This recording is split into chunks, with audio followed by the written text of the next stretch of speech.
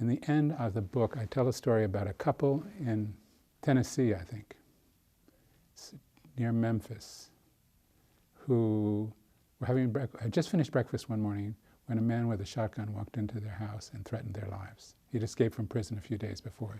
Their names were Louise and Nathan de Graffenried.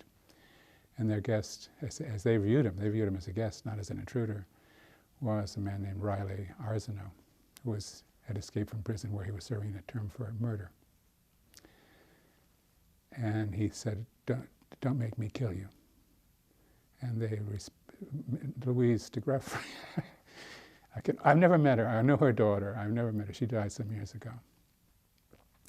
She says, young man, we don't allow no violence here. You put that weapon down, and you come and sit down and have some breakfast. And she sent Nathan, her husband, out to get the dry socks. He'd been walking through the marshes. It was winter time. He was cold. He was probably hyper-chilled, you know. And they served him they got out the best napkins, the best silverware. I don't know if it was actually silver, but you know, they set the table as a special guest setting. And then at the beginning of the meal, after the breakfast is put on the table and everything, and this guy is, you know, just sitting there shaking. She holds his hand, and she said, "Would you like to say a prayer?" And he said, "I can't think of nothing to pray for, ma'am." She says, "Why don't you just say Jesus wept?"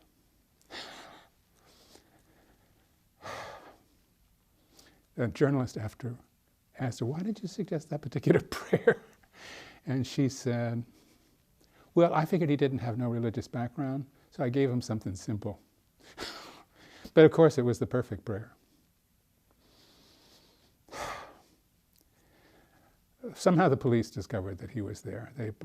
One or two police cars came rolling onto the front yard. Sirens, lights, you know, scary. But of course, the policemen are just as frightened as can be. They're dealing with a murderer with a weapon. And Riley Arsenault says to his host and hostess, he says, "They are going to kill me for sure." And she says, "You just sit right here. I'll go out and talk to them."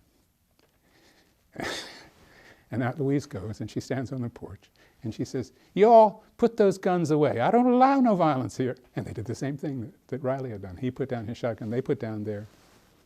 It had been earlier. They'd put down his shotgun, and now he's getting the policemen to put their guns back in their holsters.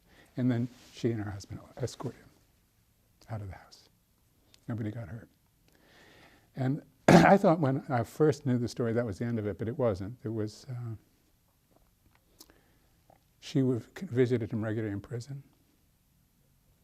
She and her husband refused to press charges for being held as hostages. They wanted to bring new charges against him on the basis of holding hostages. They said, "He didn't do us no harm. We don't need to press any charges." Eventually, Riley became a devout Christian, thanks to her role in his life. They're both their roles. And when she died, he was one of the pallbearers. He'd gotten out of prison by that time, many years later. So, and I just think all the things that we are afraid of happened to this loving couple, this devout Christian couple. And they were able, their faith in the presence of the risen Christ was such that they could receive an unexpected and frightening guest and not be frightened. And practice the Last Judgment, we hear Jesus say, "I was hungry and you fed me." Well, they can say, "I was hungry and I fed you breakfast." So, it's an image of love of enemies.